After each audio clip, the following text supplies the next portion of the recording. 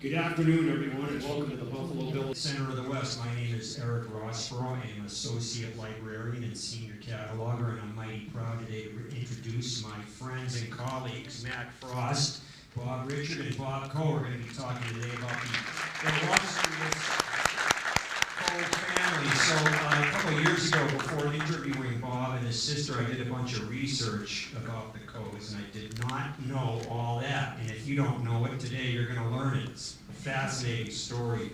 We'd like to thank everyone that helped put this on. We'd like to thank the IT guys. We had John Gallagher, Jeff Dunham, Eric Simpson helping us out. We've got JR with the clicker. We got Cassandra and Emma up front. And a lot of people have helped put this together, and we thank all them, Rebecca West, Susan Fletcher, and Jeff Schrin on the camera. We'd like to wish everyone every Thanksgiving, and right now there is no event in December, so look for further to communicate about that right now, but there's no event in December, and with that, I'm going to hand off the microphone to Bob Richard.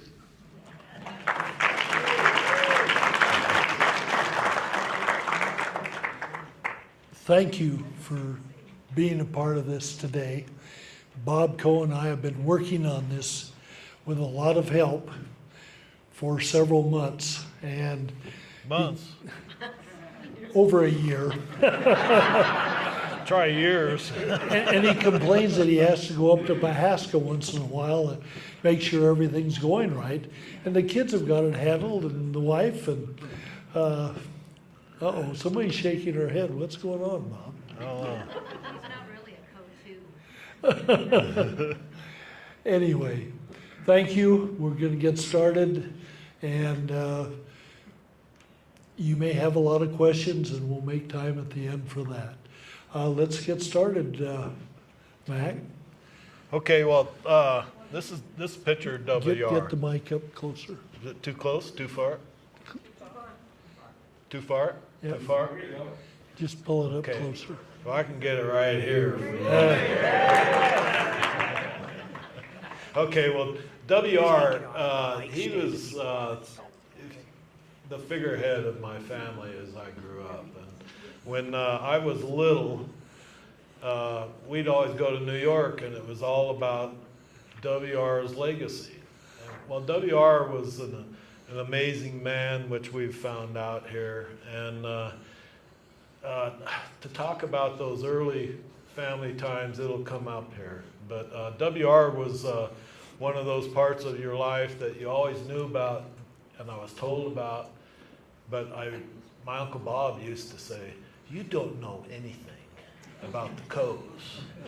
And you know, he was really true. It was true. I lost my dad when I was 11 in 1966. And his brother, Bill Coe, and his sister, Natalie Coe, were the other parts of the family, along with Uncle Bob.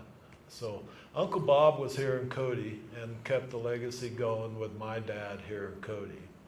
And the rest of the family, Natalie and Bill, Natalie moved to Italy and was in somebody noble in Italy, I guess. And then Bill was kept his family back in Connecticut. So why don't we go to the next one? This is the family here, and if you look at the picture, you can see up in the upper right-hand corner, that's WR there, I think, isn't it?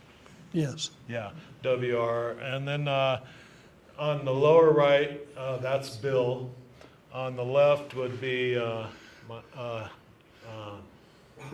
Robert, excuse me. Yeah, you got me going. And the little girl in the bottom there standing up is my dad.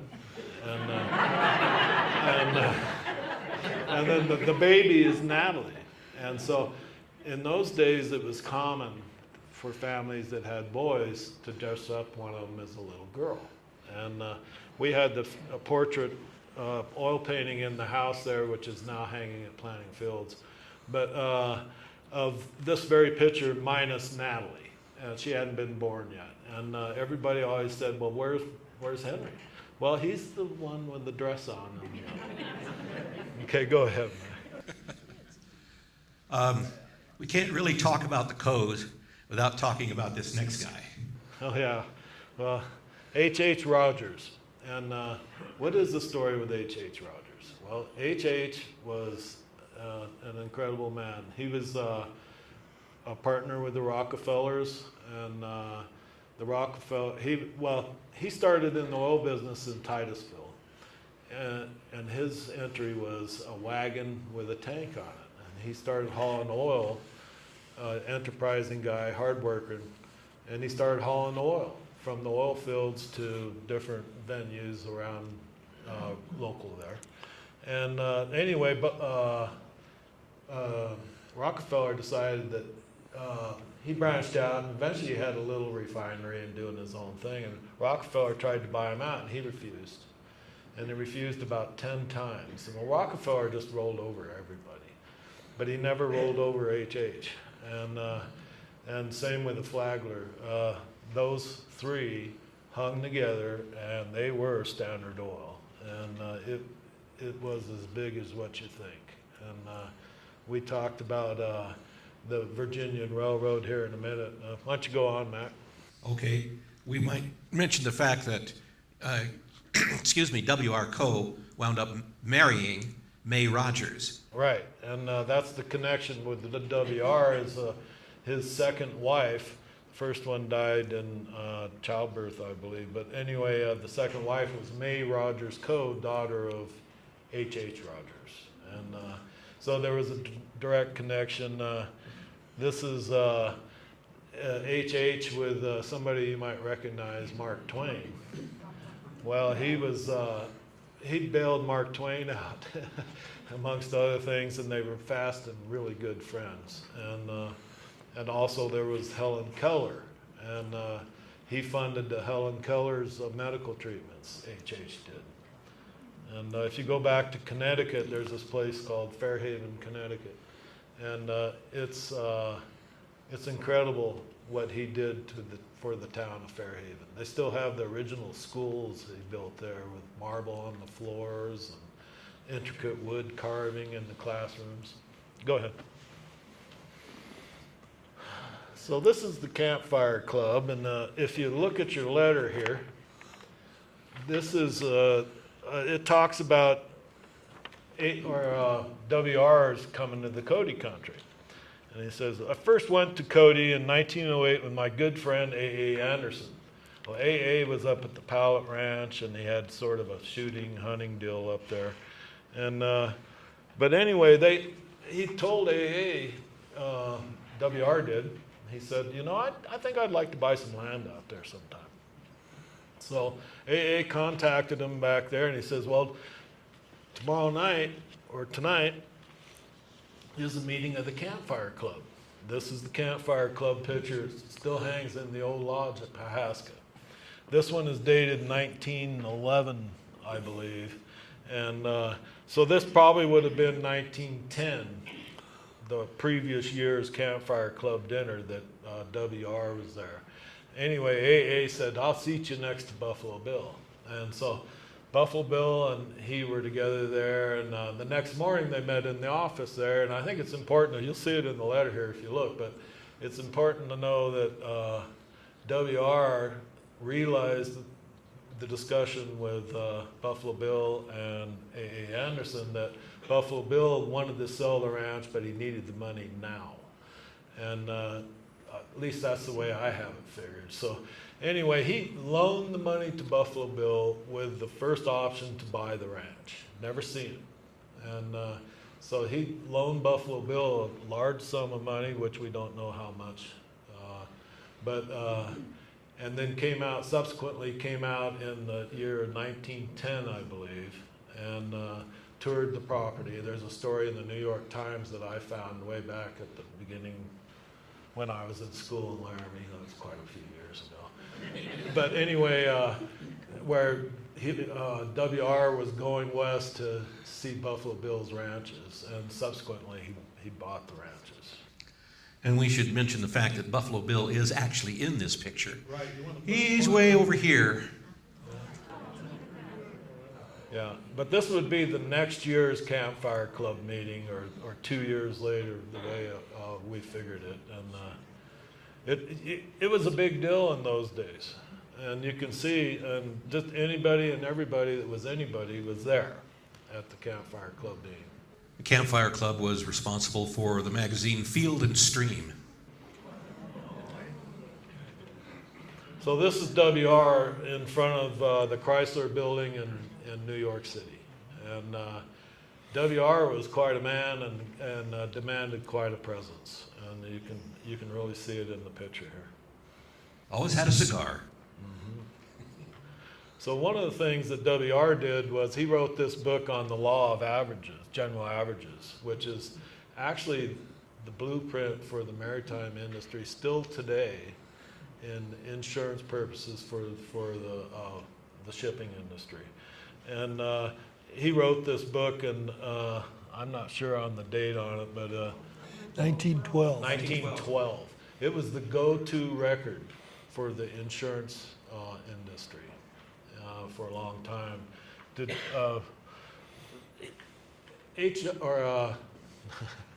WR was an office boy with an insurance company in Pennsylvania right after they came across from Europe, and they moved to Philadelphia, and so he was kind of like, clean the office, run errands and whatever for an insurance agent in Philadelphia. Well, he ended up being president of the company, Johnson and Higgins. And I don't know whether many of you know much about insurance, but they are the 5th largest insurance company in the world today. And they insure half of the Fortune 500 companies in the world. And so, it was a big deal then. Well, guess what? It's still a big deal. And they catered primarily to just big corporate clients. Might mention that Johnson and Higgins and WR were involved with the insurance of the Titanic. Yeah, there was a deal on the Titanic. Anyway, Oops. WR insured the Titanic, or wrote the policy. He was, I believe, president of the company at the time. In fact, he was just president a couple of years. And the way the story came to me was that they actually wrote the policy after it was already at sea. And which, that's the way those things work. And maybe the policy was signed or whatever. But anyway, it was in effect. And when the Titanic sank, there was a big problem in our family, and that was that WR and his family, including May, had tickets to go to Europe on it. And they were canceled, of course. But they paid out, the insurance companies paid out quite a few sums. But it was kind of a striking deal in the insurance industry. None of the passengers on the ship had any coverage. There was no liability in effect at that time. So the people that had the hard assets of the ship and all that, they had coverage, and it all paid out. So that was kind of a turning point in the insurance insurance business at that time. Was liability insurance came about shortly thereafter. Just out of curiosity, did he publish this before or after the Titanic sank? 1912, same year. Yeah, I imagine it was after. So this is the Coe Library down in Laramie, and Uncle Bob, Uncle Bob carried on, but WR gave them the money to build the original Coe Library down there. And when I was down there as a student, they built the building on the right side there. It was a 5-story. That was the new library that they constructed at that time, and it's still there. Next. So this is out front of the library, and WR, of course, that institution there wouldn't be the same without that library. It's phenomenal. I'll let Bob, why don't you say something about what they did? I'm not sure what you want me to talk about. That's all there. Well, But W.R. Coe and the Coe family, the Coe Foundation, has influence with the University of Wyoming, the state of Wyoming, and we're going to share with you a lot of what the family and the foundation has done here in Cody. And there are more than one bust of W.R. Coe here in Cody, and trying to track down where they came from and why they're where they're at. We'll look for input from you too, but let's go to the next. There we go. So this is W.R. at his house in Long Island, and it's near Oyster Bay. It's called Planting Fields, and it's owned by the state of, he gave it to the state of Long Island, the Coe Foundation did, and they've been operating it, and for a lot of years it was in disrepair, and about 30 years ago they got a nonprofit organization behind it, and it's really stunning today. If you get back there, I highly recommend going to Planting Fields at Oyster Bay. But it's an arboretum, and they have huge greenhouses that they raised all sorts of rhododendrons and irises, and it's just an unbelievable flower event, if you will. And it's quite an interesting stop. And they have a large building there, 5 floors, which was the house, and we used to run around, and my cousin Mike tells about it also. But it's called Coe Hall, and one of the stunning things about Coe Hall is the buffalo room, or the buffalo mural in the dining room there, which he commissioned an artist to do, and it's just straight out of the Old West. Go ahead. You want to talk about that one? This is one we came across, and it's a Remington, and in the background are the McCullough Peaks. And I had looked at it many times, and then we tracked it down in the Whitney Gallery, and Susan at the Whitney Gallery says, well, I have the original. And she shared it with us. And there are, I think, other copies of things that Remington did when he visited Bill Cody here in the early 1900s. And to me, this is a very special photograph of the horses, the mailbox, and the McCullough Peaks in the background. And down there at the bottom, right underneath Remington's signature, it says Bighorn Basin. Well, Remington had come out and visit A.A. Anderson, and so we've kind of put the dates together. There's a pretty good chance that W.R. was here at one of those trips, but he came several times, right? Yes, he did. And he'd stay up at the Pallet Ranch up there, and so my pager's gone off. He has to go to a fire, so we'll have to get Linda to come up here. But anyway. Anyway, it happens all the time. So we feel that there's a pretty strong chance that W.R. was visiting with Remington. And this is the Lafayette at the Hoodoo. And the Lafayette, we looked it up, and it was kind of the go-to vehicle if you weren't driving Fords or Buicks, I guess. And but it was. It's kind of a stunning picture there, and that's my dad's handwriting on top of it. And we figured it's about 1921 vehicle, and this is the license plate says 22 on it. And this is taken there by one of the horse barns. Yeah. And as we did our research, when they started the horse ranch, it was called the Shoshone Ranch. And in the history, it took us a while to figure out that the Shoshone Ranch and what W.R. Coe owned later became the Hoodoo Ranch under his direction. Next. Yeah, the Shoshone Ranch is, the family referred to Coe Lodge as the Shoshone Ranch before the fire in 1943, I think it was. And then after that, it became Coe Lodge. Okay, this is the road going up to Coe Lodge.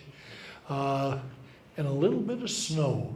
And remember, they didn't have four-wheel drives in those days. A lot of shoveling, and but I liked it, and I said, let's put it in. Well, the other part of this picture is that the road was engineered in by Hayden, right? Yes. And he actually drew the original plan for the road up there, which had some good parts and some bad parts. This is one of the bad parts. And Henry Westerman, who was a big hand up there forever when I was a little kid. And Henry Westerman would break, you know, right over the top of the stuck car there, you can see where the road makes a corner. He'd go straight up the side of that hill and get on top of that ridge there and ride the top of that ridge all the way back there. And he was the winter caretaker up there forever. And but this section of the road was always drifted in. Next. That's Coe Lodge, and this is the original Coe Lodge, the one that burned down in 1943. And it's a similar layout to the lodge today. It's not the same, but it's close. Next. And in the background there, you can see Sheep Mountain. Yeah, And way up here on the skyline is Trout Peak. yeah. And okay, we put this in just to give you an idea. My Uncle Bob's at the wheel, and they're obviously on their way to the train somewhere. Probably in possibly Cody, but probably Billings or Thermopolis. In those days, you could catch the train in Thermopolis in the afternoon and be in Denver the next morning for breakfast. Next. This is just a modern vehicle picture of the vehicles. Next. Bob wanted that one in there. This is WR on a hunt, and it's a pretty darn nice elk, and we're not sure where it's at. Chances are it's probably up in the thoroughfare. Next. This is Cherokee, and Cherokee's in North Carolina, and one thing that WR had was racehorses, and he was a big thoroughbred guy, and actually entering races in all the big races across the country. And he had a one-horse Pompeii, and you'll see a picture of him. You can go ahead and roll on a picture of him here in a minute. This is that Cherokee, but Pompeii was actually in the bloodline of Secretariat, and pretty interesting. And a lot of big races they won. And so his idea was to bring the thoroughbreds to Cody and raise them here. They'd have bigger hearts, more stamina, the altitude, and then they'd take them back there down to sea level and run them there or even, you know, in Louisville, for instance.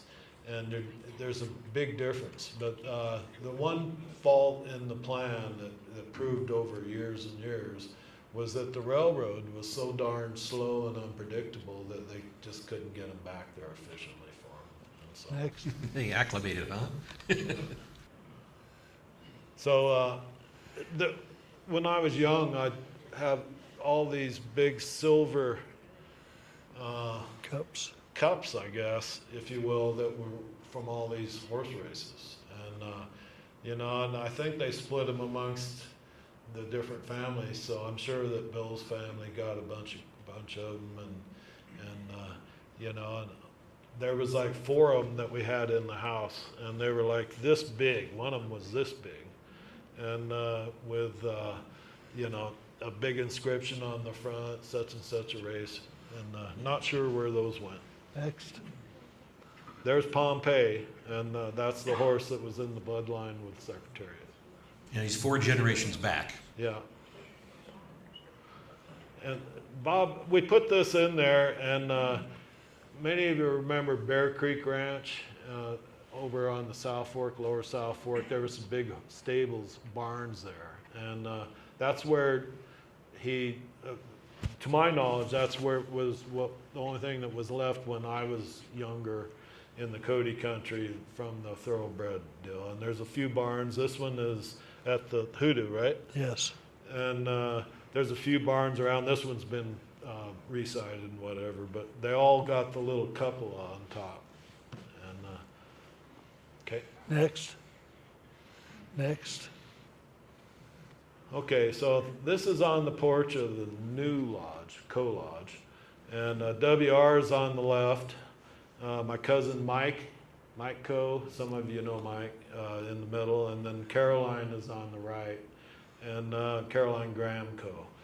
But Mike, like the rest of us, would come out and the family would, put him off on WR and they'd go on vacation or something. And, it was a big deal in my family. I can tell you all about it. WR, this is WR at Coe Lodge, and this is, I believe, this is in his library or study, and had one entrance to the outside. You couldn't get to it from inside the house. And, really a neat situation there at Coe Lodge. This is the interior picture from Coe Lodge. Some of you recognize the chandelier.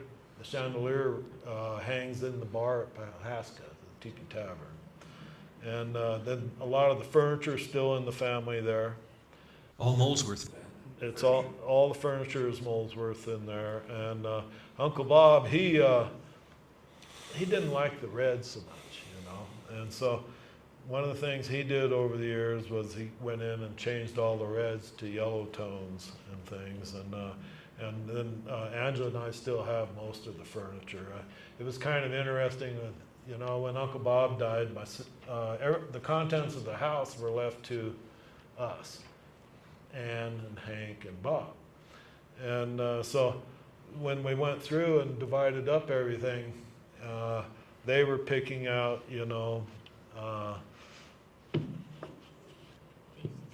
like Indian rugs and other things like that, and I was picking out Molesworth. And so I got most of Molesworth. And they just thought they made out really good. And then Wally started his Molesworth deal here at the museum just a few years later. This was in '85. And all of a sudden I was the bad guy, because I better not.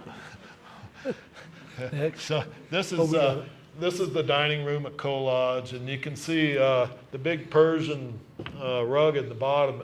It was all faded when Uncle Bob died, and we took it out and had it recolored, and Hank, I believe, still has that, the rug. And then the birch furniture, the birch paneling in there was all hand cut and matched all around the whole room. This picture doesn't do it justice, but the paneling in there was just absolutely stunning. And then the table, Angela and I actually have the table. And Roger Hollander bought the lodge subsequently and changed most of the paneling, and then took the porch off the building, and it just, I have a hard time going up there anymore. Go ahead. Okay. You want to talk about this, Bob? Well, as we're reading the articles and looking down, I found that in WR's donations, he included the Boy Scout camp up the North Fork and was part of the Glenn Nielsen and Lloyd Taggart that built the Scout camp back in the late 40s. And then Glenn Nielsen deeded the whole thing over to the Scouts. But it was W.R. Coe, Lloyd Taggart, and Glenn Nielsen that funded that camp and the building of it and the log buildings. And I thought it's very significant that W.R.'s fingers and donations, and Bob and I talked about this. Glenn Nielsen or Coe or sometimes Simpson, sometimes Taggart, and sometimes Paul Stock, they'd say, I'll give $100,000 if you match it. And then they go around, they each matched. And so that's where a lot of these things got started in Cody as we look at them and go through them. That it wasn't just one person, but the leadership in this community with the people like W.R. Coe have helped us make what we have today.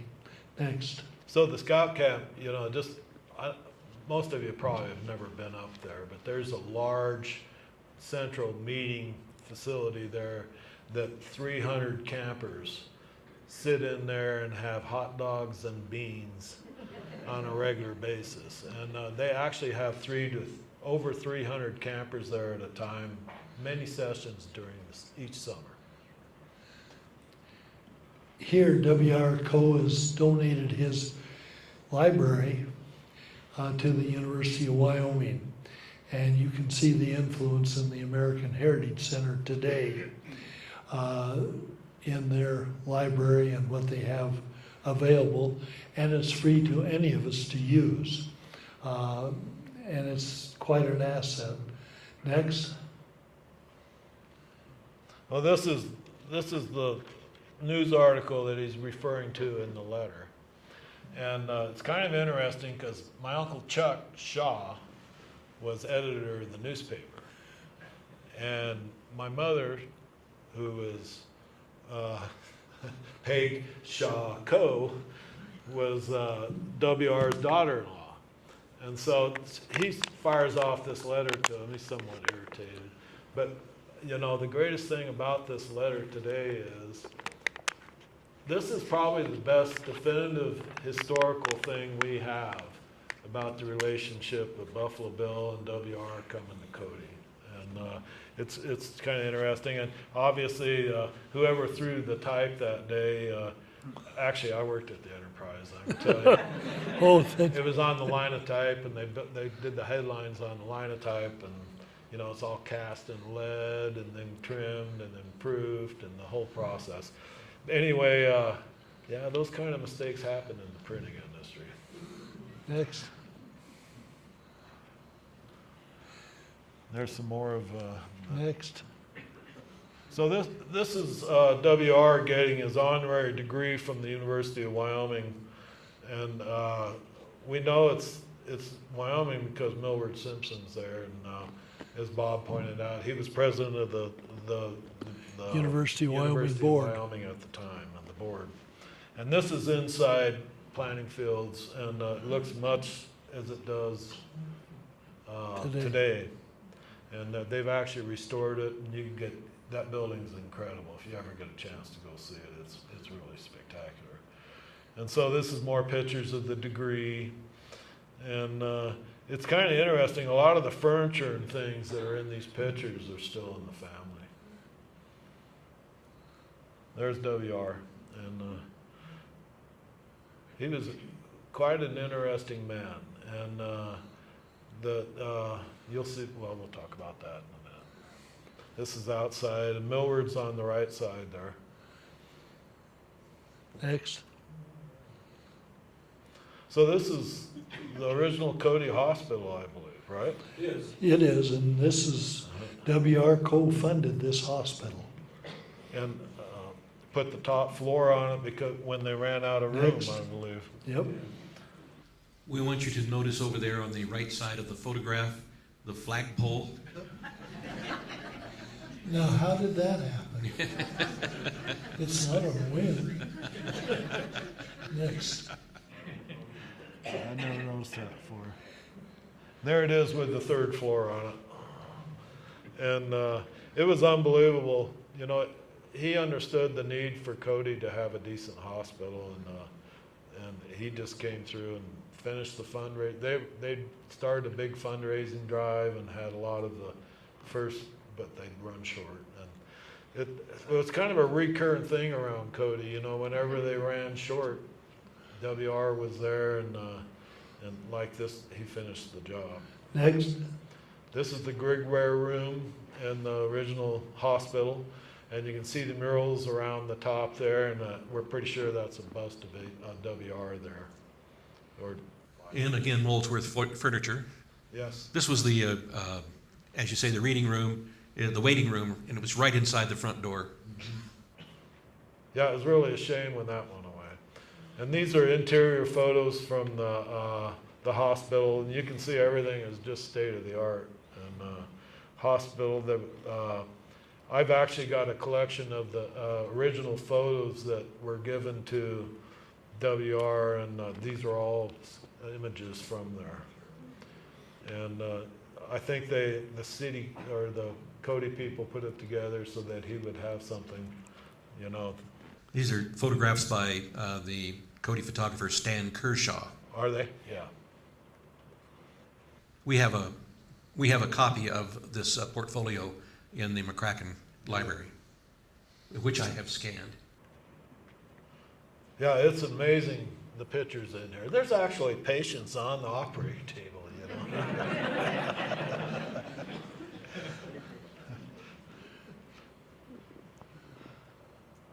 I think I was born in that hospital, actually. I was.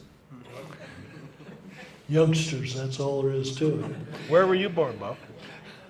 Up the North Fork. Yeah, on the table in the North Fork.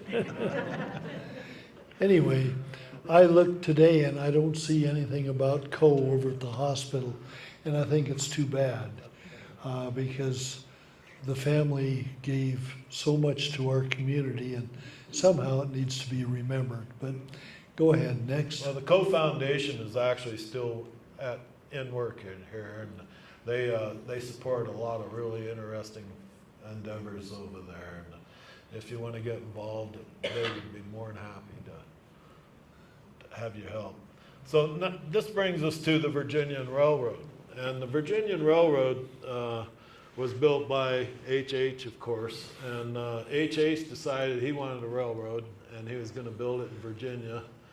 And he figured out that there was a serious need for some coal hauling, you know, some good old hauling coal.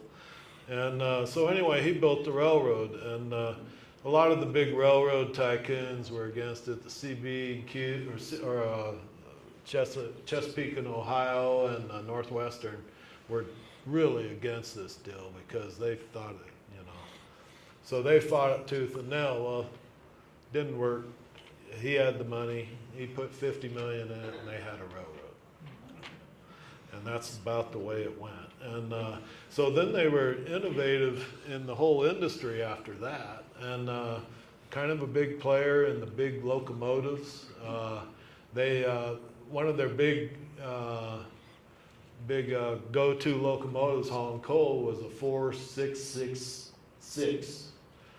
And for those of you that know about locomotives, the last six is 3 smaller wheels on the back carrying the back half of the engine. And but they were tremendous load carriers, and but top speed 35, 40 mile an hour. And but anyway, they started going to electricity in the 1920s, and they were known throughout the industry that they were pretty innovative for the industry. One of the things that family lore, and I don't know whether it's true or not, but they say that H.H. was the one who invented the switch engine.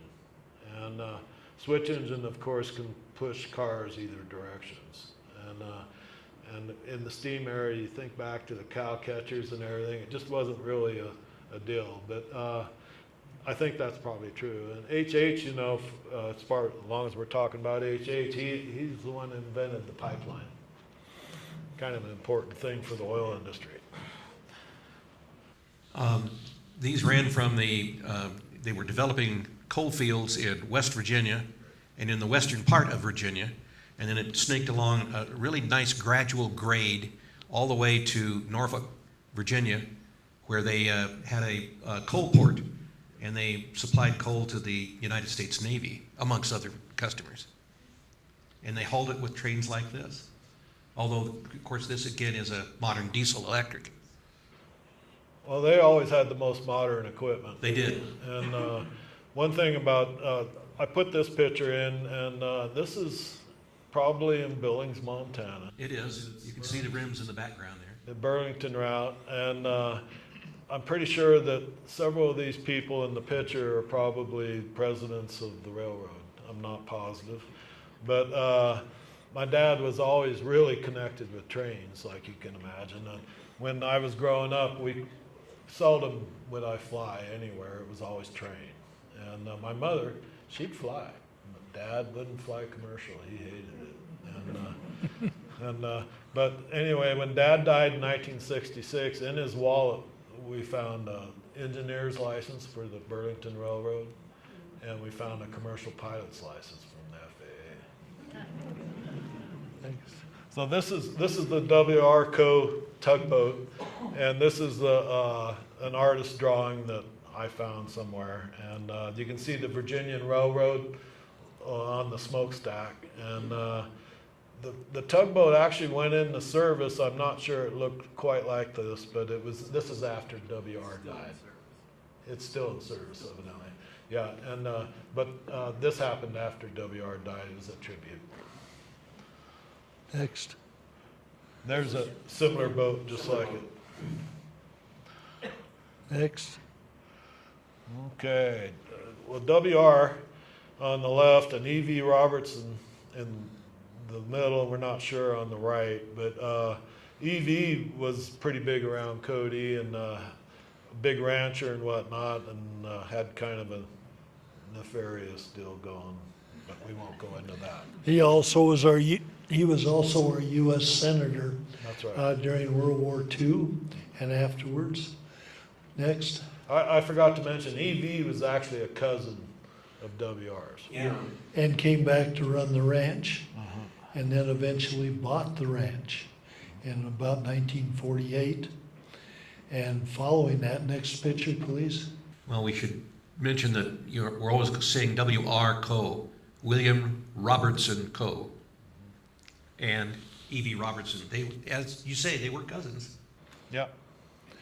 Okay, here we've got EV, and all the way to the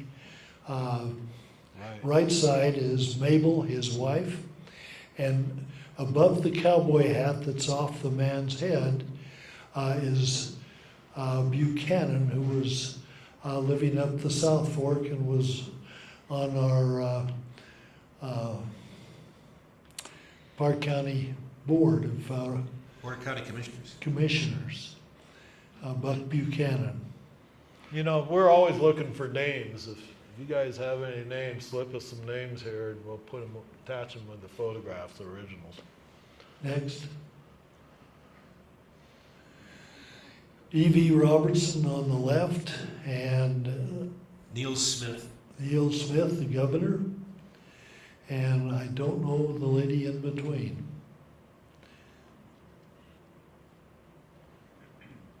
This was probably at about the same time. It's out at the old Burlington Inn, and Neil Smith there on the left, E.V. Robertson holding his hat, and next to him is W.R. Coe with cigar. Next. This is an aerial of the Hoodoo Ranch. Hasn't changed much. There's a little more activity today, but This might be a good point, a good chance to, you know, how big was the hoodoo? Well, if you're familiar with the South Fork, if you know where Bull Creek is, Bull Creek would have been the eastern edge of the ranch.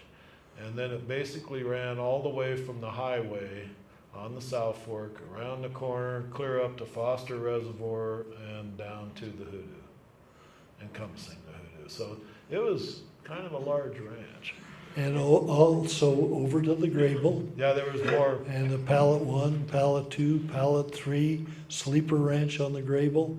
9 ranches when EV owned it, and that went to H.L. Hunt in 51. That's about right. And when H.L. bought the ranch, EV still had connections, but Hunt Oil took it over, hired Dale Pettit, and following Dale we had George Brown, and now we have J.D. Radakovich, and they all have been great managers. They ended up on the board of Hunt Oil when H.R. Hunt, the original buyer of the ranch, H.L., and he bought the ranch. He booked a hunting trip with Ned Frost for moose, grizzly bear, elk, and antelope. And Chew Frost took him out in the thoroughfare, and when he got back, he says, I don't have time to take you antelope hunting, but you've got the ranch, and my nephew, Bobby Richard, will come out and take you hunting. And I had bought a Jeep at the age of 13, and I was like 14, and Chew called me up and said, Bobby, you gotta go out to the ranch and take Mr. Hunt out for a big antelope. And I said, okay. And I didn't know who H.L. Hunt was. I knew he was the new owner.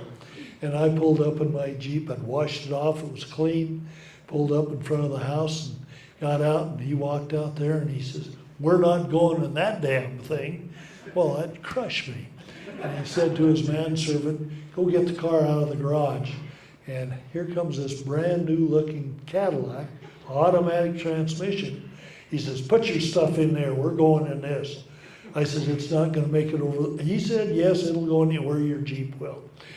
I'm driving it very carefully. I've never had an automatic transmission.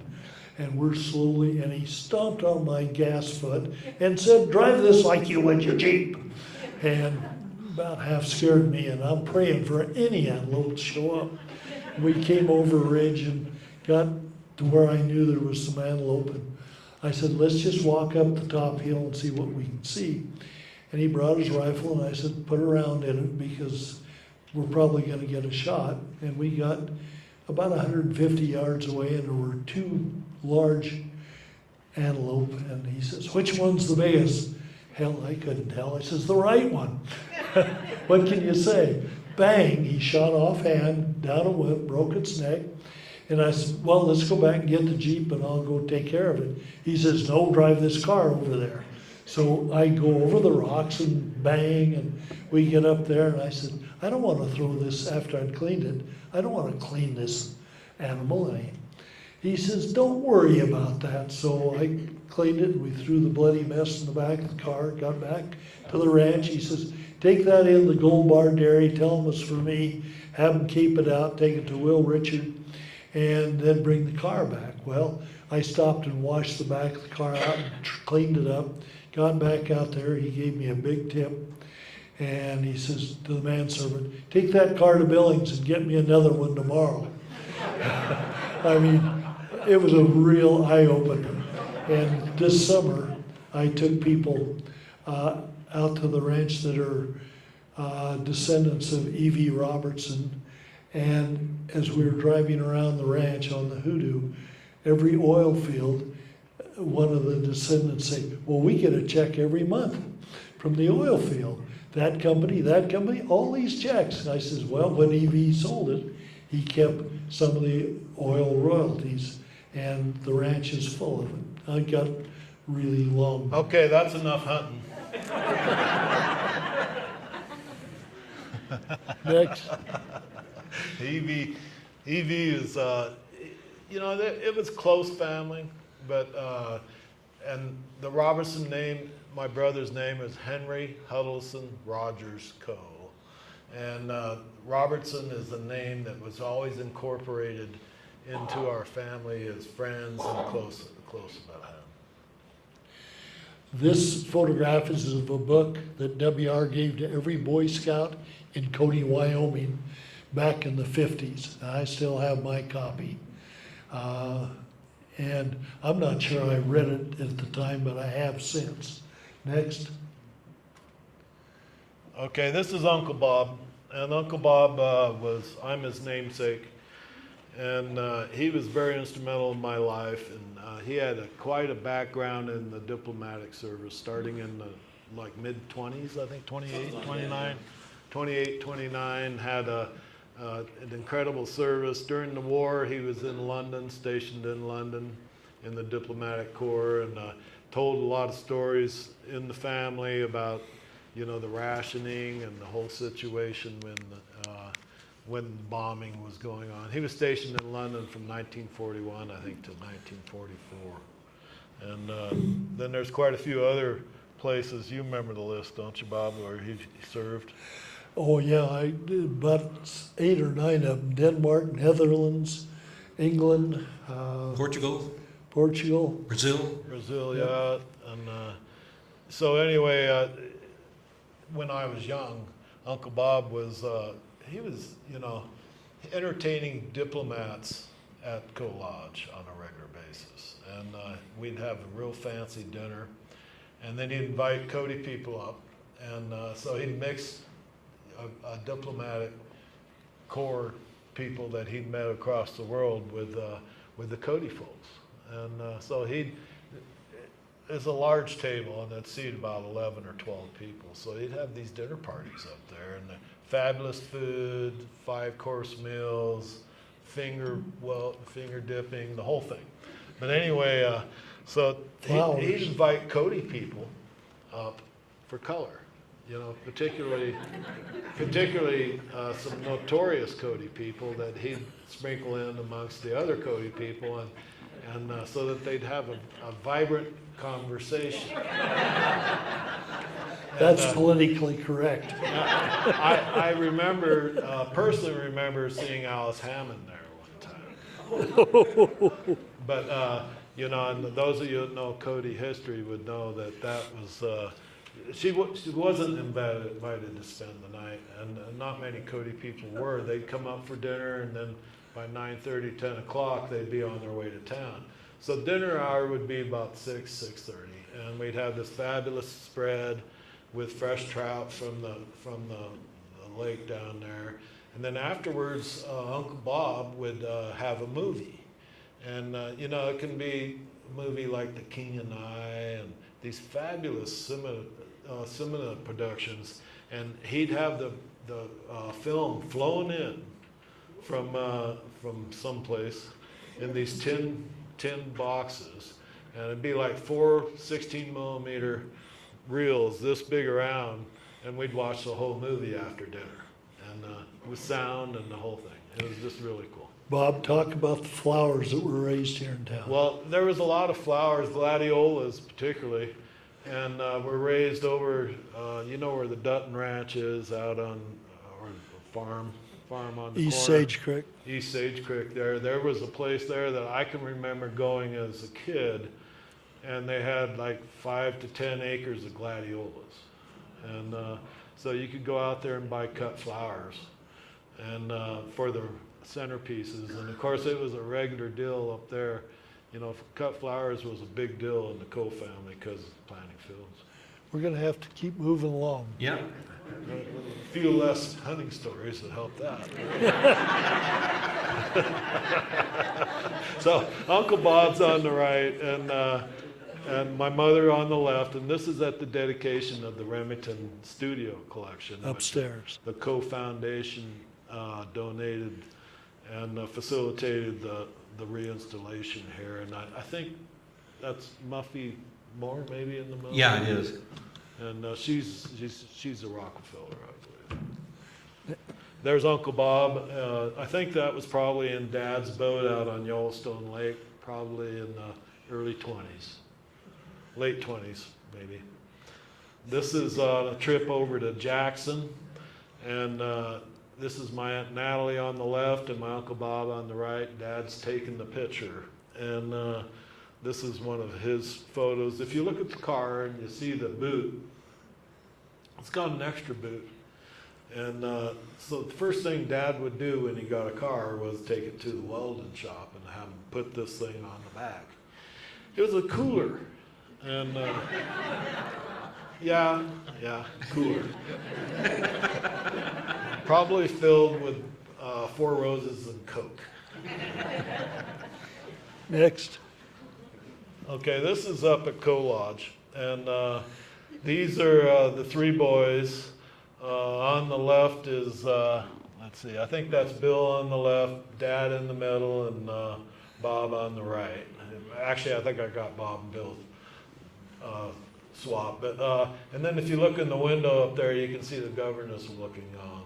And it was a big event to meet Buffalo Bill. And when they came west, they would literally load the family into a railroad car, often a private car, and bring the whole family out west. And sometime in the 20s, according to the pictures, about 25 or 26, Dad refused to go home. he stayed in Cody, and he was kind of the black sheep after that. And then until Mom showed up. Hey, excuse me. Yeah, this is the beginning of the Remington Studio collection. And then I think there was something to do with the reinstallation that happened and that the Coe Foundation and Uncle Bob funded. Next. Okay, there's several pictures of these family dining experiences in New York City. And so every year they'd have a meeting of the Coe Foundation in New York. And the entire family would show up, or a lot of the family would, at least the ones that were talking. And in this picture on the left, you see my brother Hank, and then an unknown hanging on, and then Tino, cousin Tino. And Tino was Natalie's only son. And then my mother, and that's Alex Young. I don't know if anybody remembers Alex and Isabel Young. Isabel had an interior decorating, kind of pre-Marjorie here in Cody. And then my dad at the head of the table. We think that's a Whitney, and then that's my Uncle Bob, my Aunt Natalie, and my sister Ann. And but these dinners were always at one of the nicest restaurants in New York. And it was pretty big event, a yearly meeting of the family, if you will. This is kind of self-explanatory. And Next. Mary Lou Whitney there was the wife of Cornelius Vanderbilt Whitney, who built the Whitney Museum. the Whitney Wing, yeah. Yeah, Whitney Wing, the original museum building of the complex here. Yeah, and this is a story on Uncle Bob, and Uncle Bob was very instrumental in the diplomatic corps. And when WR passed away in 1954, which for you guys keeping track, he passed away just a few months before I was born. But when he passed away, the Coe Foundation was born, and that's when Uncle Bob, Uncle Bill, and Dad got together. I guess Natalie was probably part of it also, but they ran the Coe Foundation until about the time Dad passed away. And there's a picture here of Marguerite and Joe. And here's another one of, that's WR, isn't it? Yeah. No, this is Robert. Oh, this yeah. is Bob. Yeah, Bob got an honorary degree. Where was it from? Laramie. Laramie, I guess, yeah. And they were all extremely well educated, Harvard and Fay School, St. Paul School. This is an interesting one. He's talking to Cody Club, and notice the tusks of the elephant that we used to have in the Cody Club room. And the ears were real elephant ears that were there for years. And they're still up in Nick Patrick's barn. And when they changed the pictures there in the club room. But he was talking about his experience in the diplomatic service. Next. He had a house in Cannes, France. Actually, it was an incredible place, overlooking the big bay there in Cannes and the hotel in the bottom of the bay. And it was up on the mountainside, and it was really just a phenomenal thing to go visit that place. Now this is him with in his diplomatic look. And that's an award that he had on his chest there, which I'm not sure where it was from.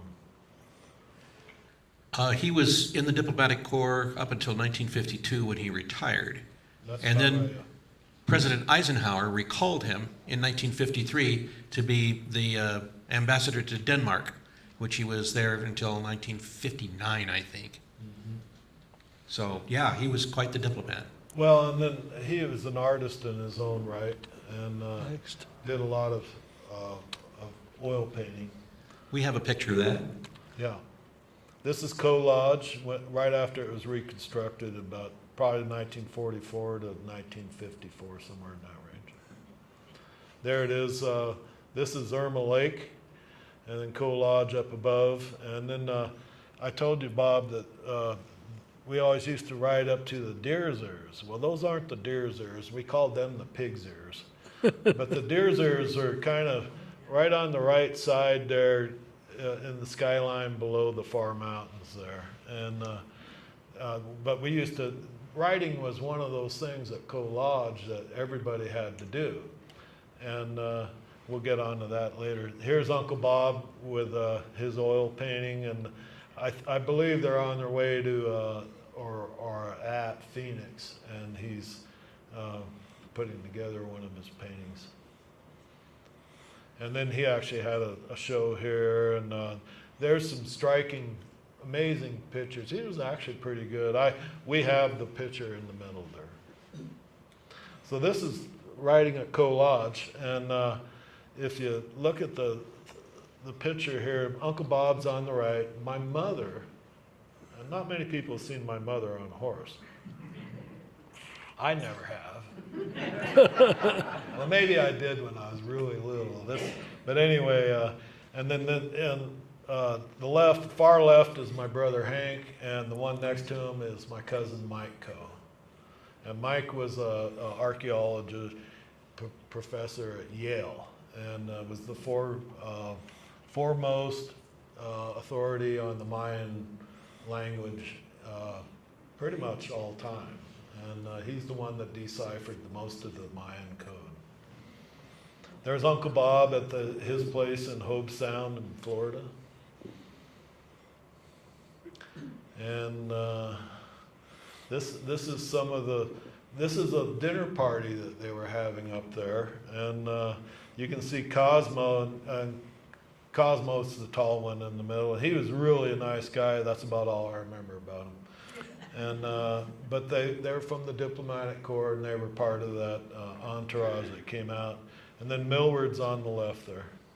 Next. Yeah, this is Bill, my Uncle Bill, and I'm not sure where the house is. It's probably Hobe Sound.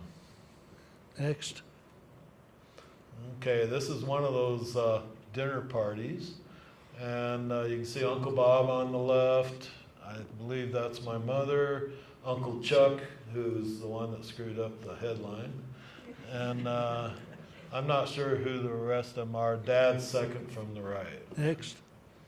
Here's another one of the dinner parties. And these were often big affairs. And, you know, the far left, the second one there, that's Leonardo Vitetti, who was Aunt Natalie's husband, who was something to do with World War II and on the wrong side. But we won't talk about that. And, Next. We can go on through, yeah. And then Robert's right there in the middle, and Yeah. clear over on the right is, second to the right is Dad, yeah. And then Natalie in the middle there. And then same thing here. These, like I say, these dinners were just notorious. So they'd have these big dinners, and then next day they'd meet with the Coe Foundation. And so this picture I had them put in because, for one, I'm in it. And I really need to have a picture of me in here. And but the other thing is, you can see my mother on the far right. Well, the couple next to my mother is Joe and Marguerite Pettit, and they were instrumental in everything that the Coe Foundation did from the time of WR's passing in 1954 till right after my dad passed. I think they retired, and the foundation basically was retired. Next. This is that Cherokee, and you can see it's all prim and proper, and I'm not sure what happened to the Cherokee plantation, to tell you the truth. And but that's Ann in the front there, and then wasn't Hank in the back there or something? Yes. Yeah, I think Hank's in the back over on the left. Next. And Mom. Well, and this is the that's Bill on the right, and Bob on the left. You kind of slipped this one in on me. Dad's on down below there, and Natalie. Next. Okay, and this is the back of a train car coming west, and on the right there you can see Uncle Bob, and on the far left is Natalie. And I'm not sure about the two gals, but they could have been governesses. Next. This is Dad on a hunt in the thoroughfare.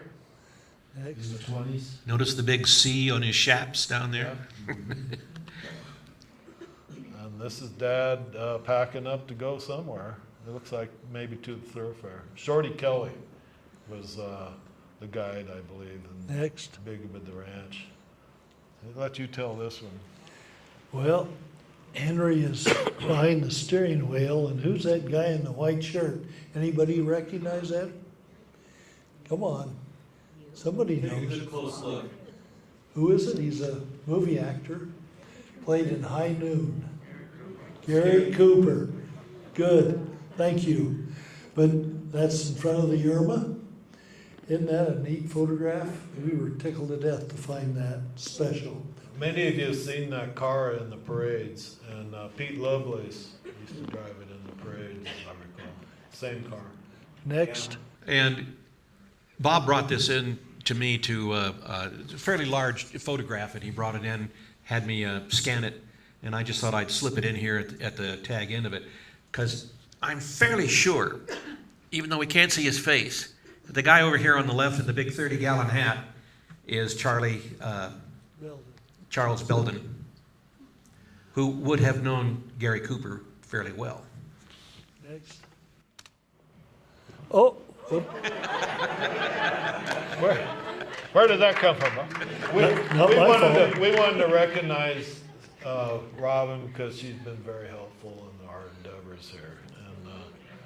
And, when we need something, she'd go dig it up for us. next. And then there's who's Linda, that? too. Yeah. Linda's the one slinking down over here. And Linda is actually probably the authority on the old lodge at Pahaska, and at this point she knows as much about the Coes and the Shaws as anybody you can imagine. But Bob and I started this, I don't know, a couple of years ago, I guess, and started moving towards this way. And so we have two more presentations to make. One of them is the Coe family after World War II. In other words, we really haven't talked much about my dad or my mother. And then the Shaw family.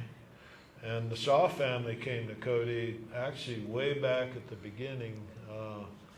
And Robin has done this whole history on the Enterprise. Well, it turns out that there's been Shaws in and out of the Enterprise for a long time, too.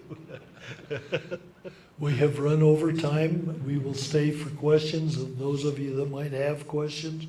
Thank you for being a wonderful audience. Thank you, Bob. Thank you.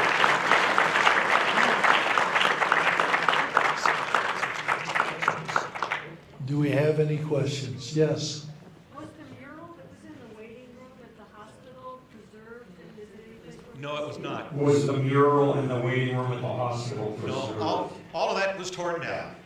Yeah, it's too darn bad, but it was, when they It was built the an new original hospital over by there, the Edward original hospital Greenware. went away. Thank you. You're welcome. Yes, sir. I'm sorry, what is the name of the estate in Oyster Bay? What is the name of the estate in Oyster Bay? Well, you can Google it. It's called Planting Fields Oh, Foundation. okay. Yes. Thank you. Any other questions? Yes, sir, in the back. Yes.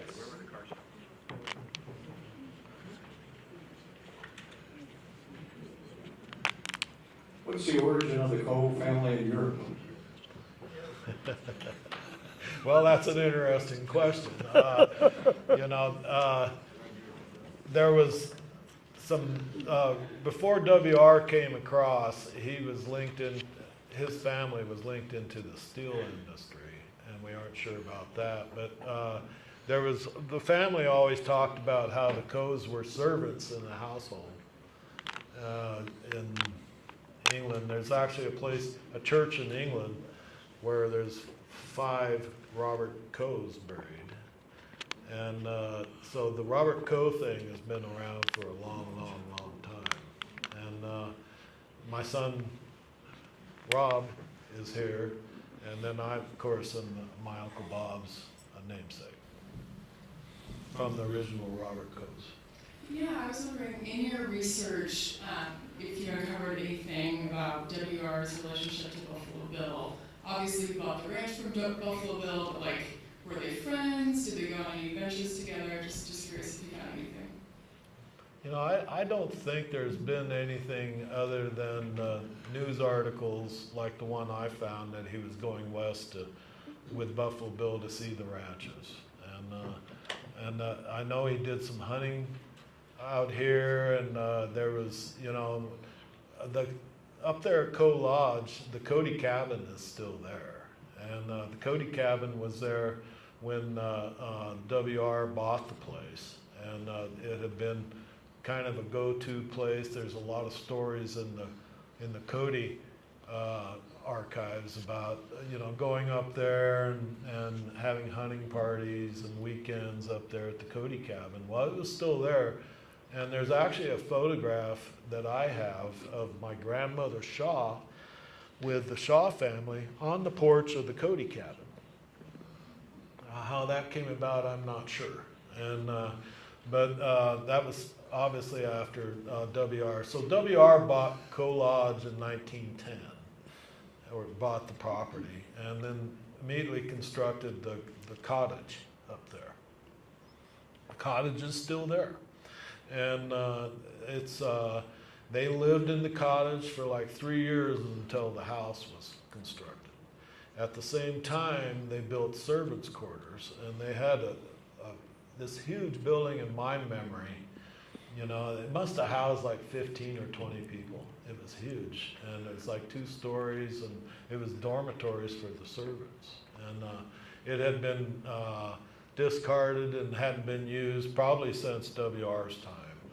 And then when Uncle Bob would come out, he'd come out with like 3 or 4 people, usually a chef, his right-hand man, which was, some of you might remember, Vincent Bassin.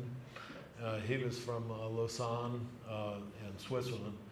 And then he had a couple, usually 2 gals to take care of the rooms, the guests, and do the serving at the dinners. Any other questions? Yes. I don't have a question. I want to say, it doesn't matter that this went over time. This was fabulous. I'm It sure doesn't matter that went everybody. over time, this was fabulous. Thank you. We appreciate it. That's it. Thank All you. right, Bob Bob's will be here. upstairs to sign books. Thank you very much for coming, and have a great afternoon.